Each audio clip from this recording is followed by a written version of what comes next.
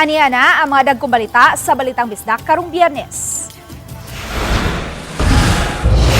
Case sa soft drinks nga gikawat sa usa ka lalaki sa tindahan sa Cebu City gidagit sa laing kawatan. Lalaking naglakaw lang sa kilid sa karsada sa Cebu City gitulis, insidente nahuli kam. VP Sara Duterte mipagawas na og opisyal nga pamahayag sa iyang pagka-impeach sa Kamara.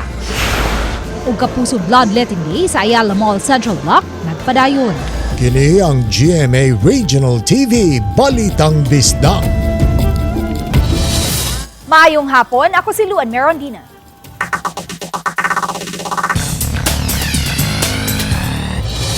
Mahadlok usab di ay ang kawatan sa isig kakawatan.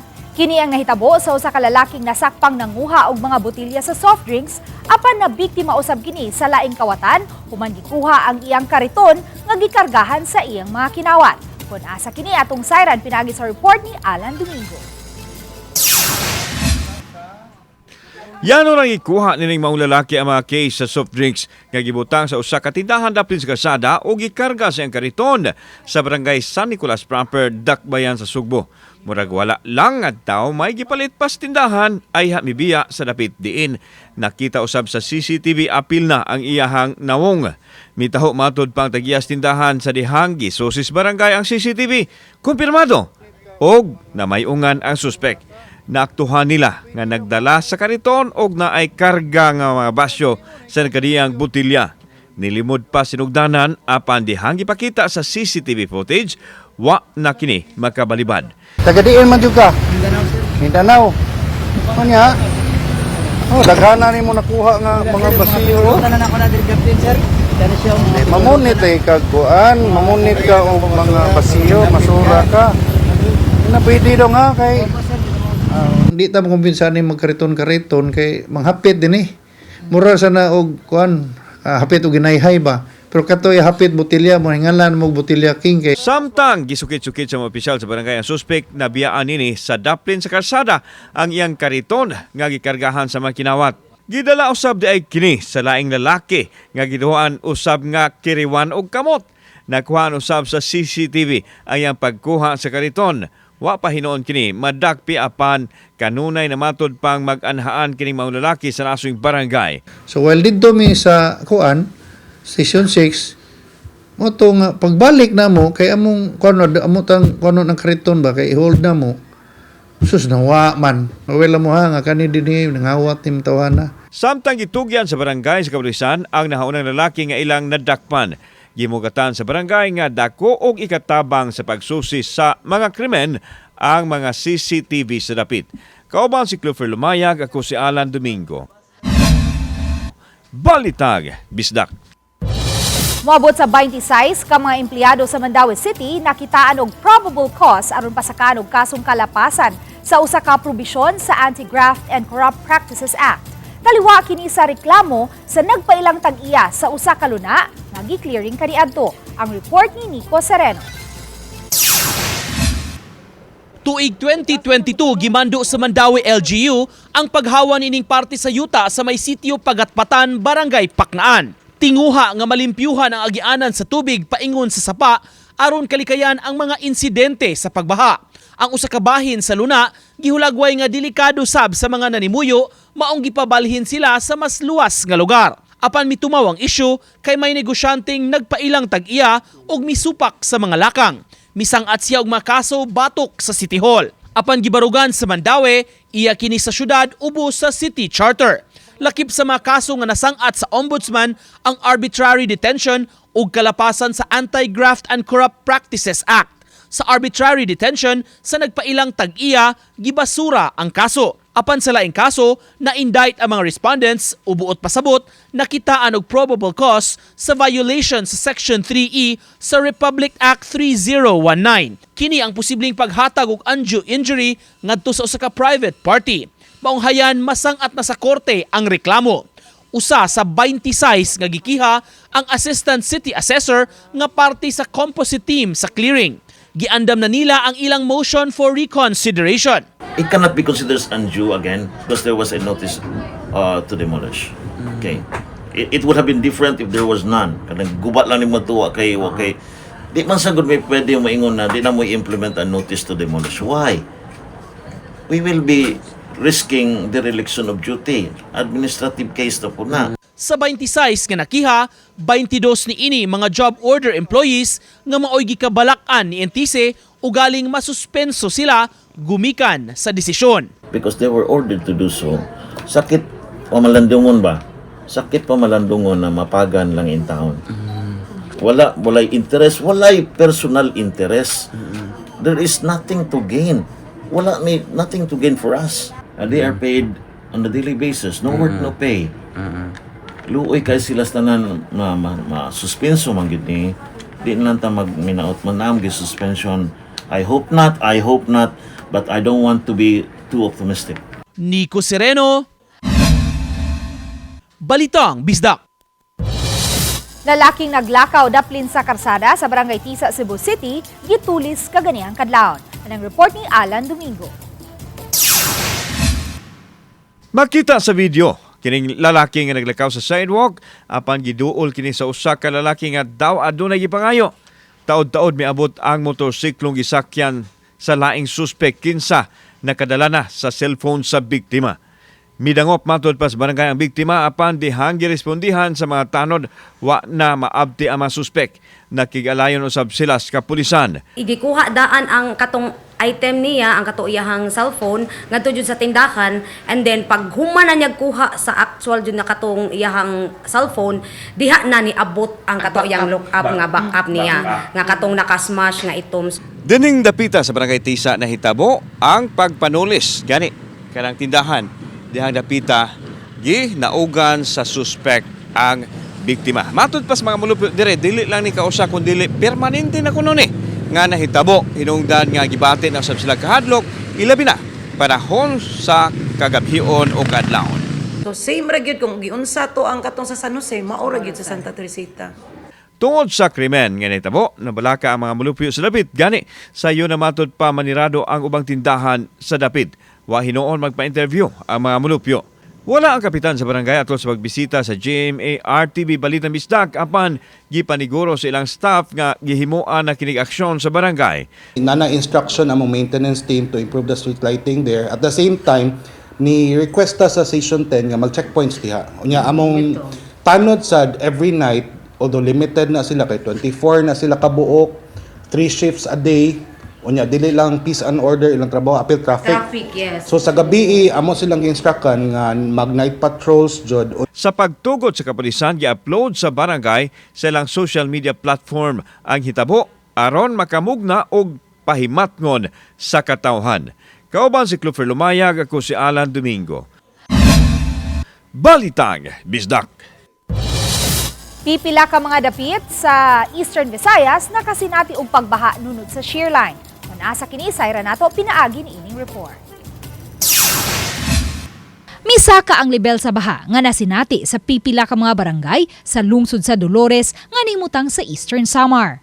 Matod ni Danlen Hermudo Tapon sa barangay Kaglauan na sinati nila ang baha human sa duha ka adlaw nga pag-uwan nga nagsugod niya tung Miyerkules. Dugang ni Tapon nga bahaunon ang Kaglauan nga usa sa 46 ka mga barangay sa lungsod sa Dolores. Gawa sa Kaglauan, daw nahimong sa pausab ang tibok barangay San Roque nunot gihapon sa nasinating pag-uwan. Kiniusab ang nasinati sa mga residente sa barangay Magsaysay sa lungsod gihapon sa Dolores.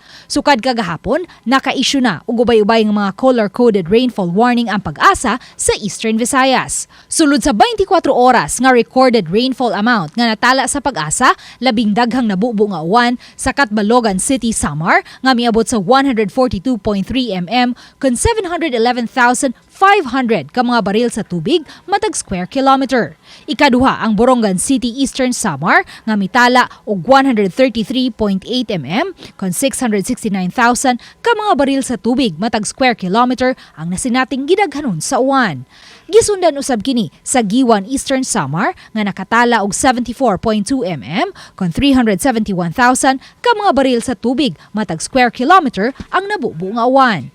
Till alas 11 sa buntag na natay yellow heavy rainfall warning diha sa may Eastern Samar and Samar provinces, and na-upgrade ka na into orange up until naabot sa red, heavy rainfall warning. So that is more than 30 millimeters amount of rainfall, or more than 30 millimeters amount of rainfall. So that is expected ang floodings, serious floodings or landslides.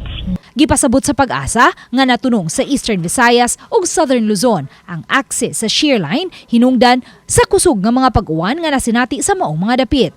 Ang shear line ang panag-abot sa bugnaw nga hanging amihan ug init nga hangin gikan sa dagat Pasipiko. Hinon matod sa pag-asa ug mga adlaw maarang-arang na ang dagan sa panahon nga masinati sa Eastern Visayas apan subli na usab kining uwanon inigabot sa adlawng Domingo. Ang atong nakita na i-break ugma Sabado and then balik sad na sa Sunday ang kanilang balik na sad sa Sunday onwards ang kusog na mga pag-uwan diha sa may Eastern Visayas.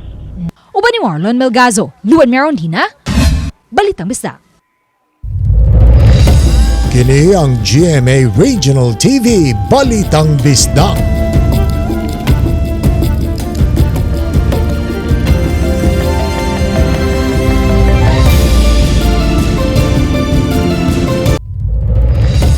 Kini ang GMA Regional TV Balitang Bisdak. Mga nasunugan sa Barangay Paho, Lapu-Lapu City, inanay nang nakatukod og balik sa ilang mga panimay human madawat ang financial assistance. 15 kaadlaw nga cash for work gitanyag usab sa CSWD aron madugang-dugangan ang ipalit nila og mga materyales. Ani ang report. Human maapod-apod ang tag 10,000 pesos nga financial assistance gikan sa DSWD-7 ug tag 30,000 pesos gikan sa CSWD Lapu-Lapu City ngadto sa mga house owners. Kansa mga panimay, hingpit nga naugdaw, kagabii giapod-apod na usab ang tag 15,000 pesos nga rental subsidy gikan sa pondo sa DRRMO Lapu-Lapu City. Kini aron may magamit nga pang-abang og panimay ang mga nasunugan samtang maghinay-hinay pa sila pagpabarog og balik sa ilang mga panimay. Apan ang pamilya ni Joel Kulot gipiling sa ilang pwesto na lang ni pahimutang aron magamit ang 15,000 pesos nga rental subsidy pangdugang sa mga materyales nga gikinahanglang paliton aron makapabarog pagbalik sa ilang panimay. Gani aron makamenos ang mga nahabiling haligi og bungbong sa ilang balay, iyan na lang gipaligunan. Kuha na lang, tipid-tipid na sa ba? Wanay budget. Apan sa sitwasyon ni Amalia Lisondra, kansang panimay hingpit gayong naugdaw, iyang giangkon nga manginahanglan gayud silang mosuhol og panday aron makatukod og balik og panimay. Matod ni Amalia, samtang gikalipay nila ang mga hinabang pinansyal ug mga pagkaon, maglisod pa sila pagpabarog og balik sa ilang panimay tungod sa kamahal sa mga materyales ug sa suhol pa sa panday. Pero ang amo alang kanan lang kanang para pangsuhol sa amo ang panday. Maura na amo ang kakuan kay dili totally jud nga wala na jud ni. Kay usap na wala na koy trabaho nga kanang permanente. Makabiyahe lang mi kanang naisubra di gyud mi kada adlaw mo biyahe sa parcel. Gawas sa nadawat nilang hinabang pinansyal gikan sa CSWD, DSWD-7 ug DRRMO, aduna usab sila'y madawat nga minimum nga suhulan sulod sa 15 kaadlaw nilang pagpanglimpyo ug pagpanghawan sa dapit na sunugan. Ang pondo gikan sa CSWD ubos sa Cash for Work program. Samtang gipahibaw usab ni Paho Barangay Captain Lyndon Guba nga may ihatag pa nga dugang hinabang pinansyal ang barangay gikan sa ilang calamity fund. Tanang mga totally damaged mga tagmig-tag 3,000 pesos while all the rest katong partially damaged renters and sharers is 1,500. So gi-finalize na resolution after mapirmahan. We'll process it sa among barangay treasurer, then hopefully ma-release na mo by next week. Uban ni Marlon Melgazo, Luan Merondina, Balitang Bisdak. Mandawi City Mayor Glenn Bercede may pasabot nga nung absensya sa mga kalihukan uban ng presidente ug ubang national officials sa pagbisita nila dinhi sa Sugbo. Ang report ni Nico Sereno. Sa miaging simana atol sa iyang pagbisita sa Sugbo, usa sa mga events ni Presidente Bongbong Marcos ang paniudto uban ang mga gobernador sa Visayas ug 1 Cebu officials. Mitambong halos tanang mga chief executives gikan sa Kapitolyo, mga syudad ug kalungsuran sa Sugbo, lakip na mga kongresista. apan wala makatambong ang mayor sa Mandawi. Dihang gipangutana, matud pa palarga siya paingon sa kauluhan ni atong adlaw para sa clarificatory hearing sa ombudsman sa iyang kaso. Butang na to, di ko mga to, samok ko ka. Di ko ano. Nananggit ko sa sekretary ni Go. Hindi ko makadto kay lockdown, 11 o'clock. Wata kay bawag kung sa oras mo man. Niya sa airport. Samtang karong si Manaha usab sa laing aktibidad sa Kapitolyo gihapon, nahimamat ni DILG Secretary John Vic Remulla ang tanang mga chief executives gikan sa mga LGUs. Gikan sa gobernador ug mga mayor sa syudad ug kalungsuran, lakip na sa mga mayor sa highly urbanized cities sa Lapu-Lapu ug Cebu City, gawas lang sa Mandawi. Pasabot ni Bersede, doon na sabsiya'y mahinungdanong gilakaw nga nakakomit na sabsiyang daan. Na postpone, na cancel. Ni commit na kumadto ko. Pag sunod schedule, na nakuha laing schedule na mulang importante kayo, mutong nananghid na ko. Gihimakak sa mayor nga may issue, maungwa siya mutambong sa mga events, uban ang mga national officials. Wag yun. Administration ba? Wag yun. Inspeto yun ko. Bisag mo patawag pag-usap si Gwen. Si Bongbong, basta katugot kay kaso mo dito. Kaya pakatuli hearing. Kaya lang excusable kayo ba? Uban ni Godfrey Relien, Nico Sereno,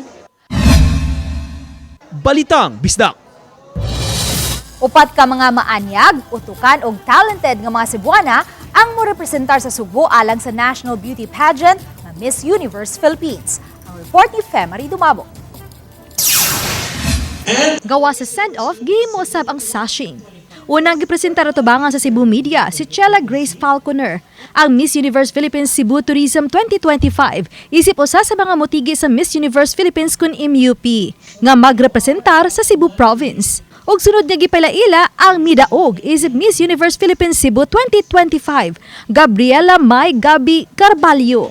Parihong gipasalig nga buhaton nila ang tanan aron subling marepresentahan ang nasod sa International Beauty Pageant sa usa ka Cebuana. Dunga na usab ang pag-promote sa Subo. To describe it is rebrand. So if you guys have watched me for a while, I have also rebranded, and with that I also wanted to rebrand Cebu. So my attack on the tourism video was really more of a rebrand, not the usual things at all, because I think everyone knows a lot of things about Cebu already. So we wanted to showcase other aspects so people might be surprised with what else we have. I always celebrate their wins, you know. For me, I always take time to know myself and know that what I'm here to do is to showcase my personality, my authenticity. And I think that's what the universe is looking for. They're looking for someone who can be themselves, that can inspire other people to also be themselves. Og sorpresa nga gipalaila ang duha nga mokompleto sa grupo, nga sila si Natasha Testa, nga mo representar sa Lapu-Lapu City. Ug magdala usab sa garbo sa mga taga-lungsod sa San Fernando, si Thelma Suzanne Dayaw. My fellow Punganons, I can promise to them that I will carry Lapu-Lapu City with all of my heart, as it is my pride and joy, and I will show to them that Lapu-Lapu City is something that's very different, that will leave a mark in this world. Trainings, because there's so much more room for improvement. So again, I would like to set my best foot forward for San Fernando, because I'm not only going there for myself, it's for the whole San Fernando Cebu, and I hope they will be proud of me. I have no doubt at all. So ever since in the first edition, that they will shine at the national stage, representing us with confidence, resilience, and beauty inside and out. Karong Pebrero 15, himuon usab ang sashing og pagpresentar sa tanang mga kandidata sa Miss Universe Philippines ug ang Coronation Night ang himuon karong Mayo 2 didto sa Kauluhan. Uban ni Godfrey Relien, Femari Dumabok. Balitang Bisdak. Kini ang GMA Regional TV Balitang Bisdak.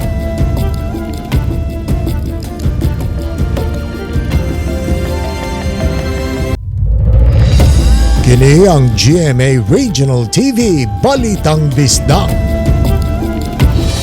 Sa labing unang higayon, miatubang sa mga tigbalita si Vice President Sara Duterte human siya ma-impeach sa ubos balay balauranan ug maduso ang impeachment case sa Senado sa miaging Miyerkules. Ang report ni Alan Domingo. Is there any objection? The chair hears none. The motion is approved. The Secretary General is so directed. The session is suspended. Pipila ka adlaw human na impeach sa ubos bay balauranan giatubang ni Vice President Sara Duterte ang mga tigbalita. Sa giandam niya pamahayag, gipalanog ni Duterte nga taliwa sa hulga sa pagtangtang nangamuyo siya nga luwason ang nasod gikan niini. Sa kabila ng aking mga naging pahayag ukol sa planong impeachment sa mga nakaraan na buwan, ang tanging masasabi ko na lamang sa puntong ito ay God save the Philippines. Sa pangutana, kung muluwat ba siya sa katungdanan subay sa impeachment case nga naduso na karon sa Senado, iyang gitataw nga wa siya'y planong muluwat sa katungdanan. Matod sa Vice Presidente, gipangandaman na nilang daan ang isang at nga impeachment case bato kaniya dihang gipahibaw sa usa ka party list group ang pagsang-at og reklamo bato kaniya. Matod pa, daghang mga abogado ang misimpatiya kaniya og mipadayag silang kaandam nga mamahimong mutabang kaniya atol sa impeachment hearing. Sa pagkakaron, nagpadayon ang tigom sa mulangkob unya sa ilang legal team sa angayan nilang buhaton. Nasayod usab si Duterte sa tinguha sa iyang amahan nga si kanhi Presidente Rodrigo Duterte nga usa-usab ka abogado nga mamahimong usa sa mga defense lawyer atol sa impeachment hearing apan iya kining gibalibaran tungod sa iyahang pangidaron. We've already started preparing the moment Franz Castro announced the impeachment plans, which was November of 2023. So November of 2023, there were already lawyers doing their work for the impeachment. So we leave it to the lawyers. Suble niyang gipadaplin ang pasangil sa assassination statement ni adtong Disyembre sa maaging tuig batok sa presidente sa nasod, sa First Lady o sa House Speaker. Sa pagtapos sa press conference, gipangayuan siya og mensahe kabahin sa Valentine's Day. Kini ang iyang pamahayag. Mas masakit pa ang maiwanan ng boyfriend o girlfriend kesa ma-impeach ka ng House of Representatives. Kaoban si Clarence Gabutin, ako si Alan Domingo. Balitang Bisdak. Kini ang GMA Regional TV Balitang Bisdak.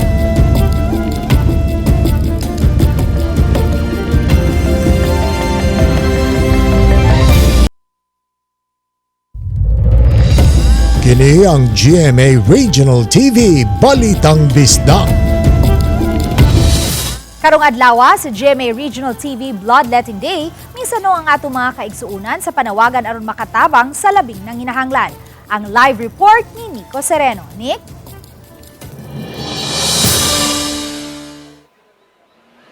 Yes, may ubay-ubay ang misanong sa atong panawagan sa pagdonar sa ilang dugo ni atong Bloodletting Day butang gikalipay sab sa taga-Philippine Red Cross.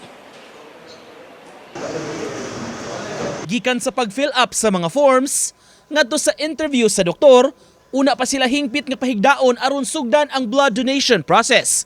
Ubay-ubay ang misanong sa panawagan ato sa Bloodletting Day nga giorganisar sa GMA Regional TV. Dungan kini nga gihimo sa mga key city sa nasod karong adlaw. Dinhi sa Sugbo, sa mall sa IT Park kini gipahigayon. Daghang partner organizations mipadala sab sa ilang mga personnel aron mo volunteer. The Philippine Coast Guard Auxiliary, the more on the community service as part of the mandates. Usually po talaga kapag may humihingi po talaga ng representative for blood donation, lagi naman pong open yung Tactical Operations Wing Central. Apan dili ra uniformed personnel ang midonar, bisan mga civilian usab, wala magpanagana.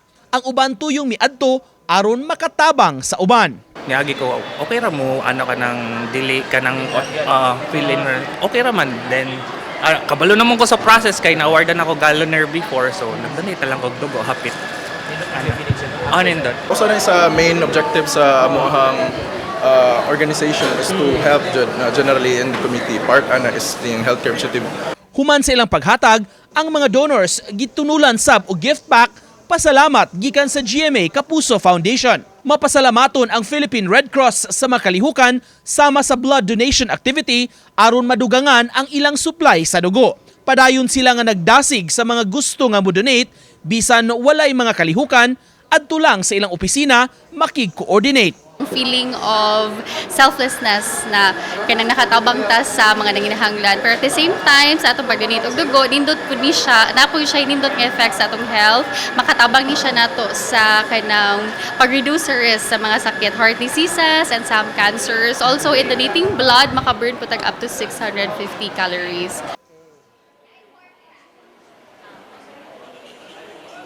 Yes, may nagpadayon pa diri atong bloodletting campaign hangtod ta alas 6:30 dinhi sa Park. As of 5:30, moabot sa 75 ka mga bags sa dugo ang atong nahipos. Balik kanimo, May. Daghang salamat, Nico Sereno.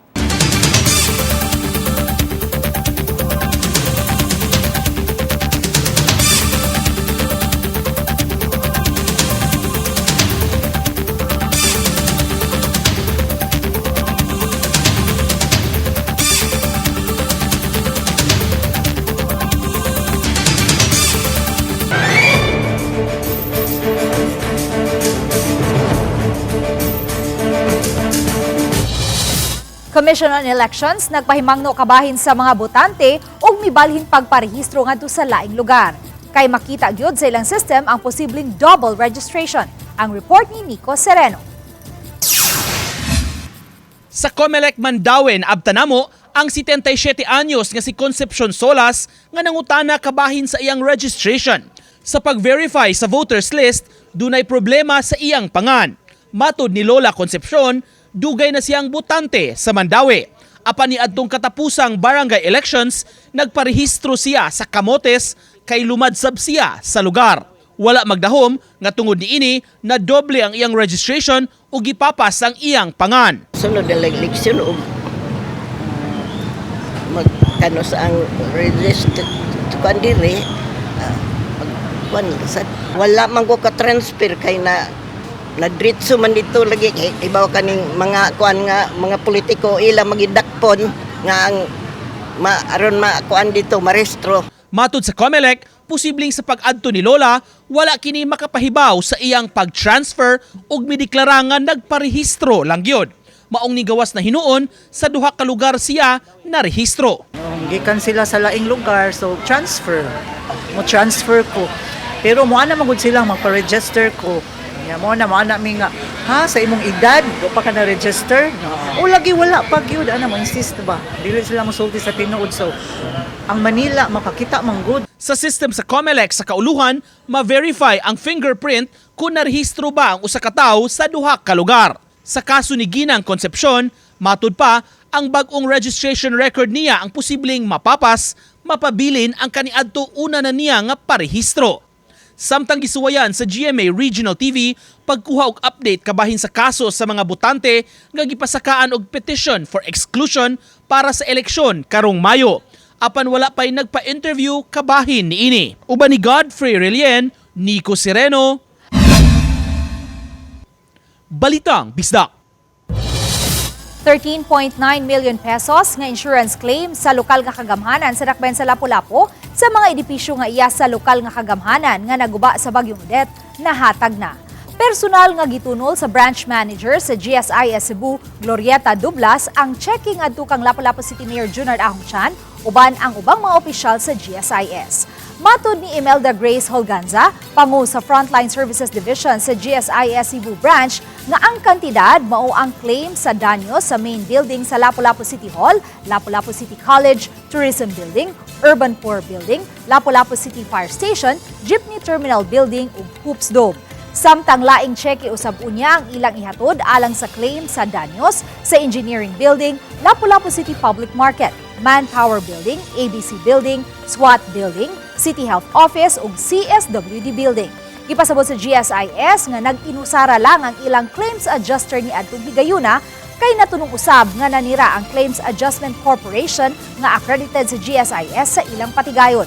Busa nagsugwak ang kadaghan sa claims, ilabi na sa kadako sa danyos nga nahiaguman sa tibok lalawigan sa Subo atol sa Bagyong Odette. Hinungdan nga milanat ug dulan sa 4 ka tuig una pa nahatag nila ang unang cheque sa claims sa insurance. Wala na to ma-anticipate nga na-overwhelmed dahil sila sa kadaghan sa claim. Pero since ato nagsige gyapon min close coordination gyapon between GSIS and the adjuster. But we have learned from that, and then so addressing the problem, we now have more than 10 claims adjusters to choose from. Patay diha-diha dayon ang usa ka lalaki samtang anaa sa kritikal nga kondisyon ang usa ka babay human sila gipusil sa wa mailhing mga suspitsado kaganihang kadlawon sa sitio Basquiot, Barangay Basakpardo sa Dakbayan sa Sugbo.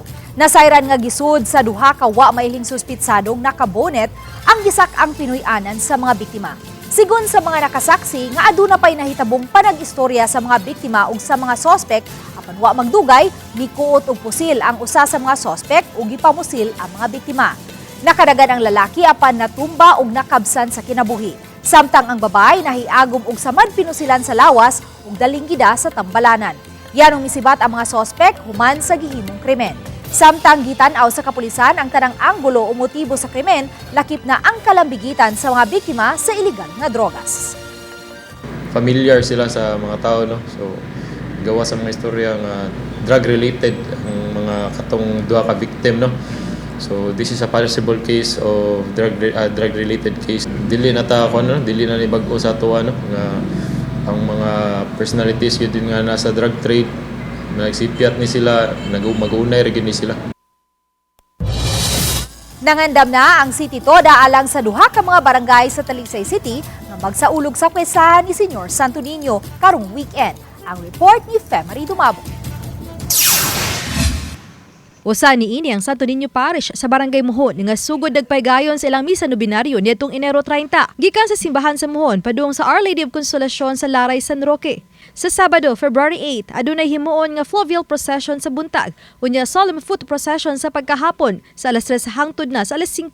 Sa pagka February 9, Domingo, himuon ang sinulog street dancing sugod sa launa sa hapon.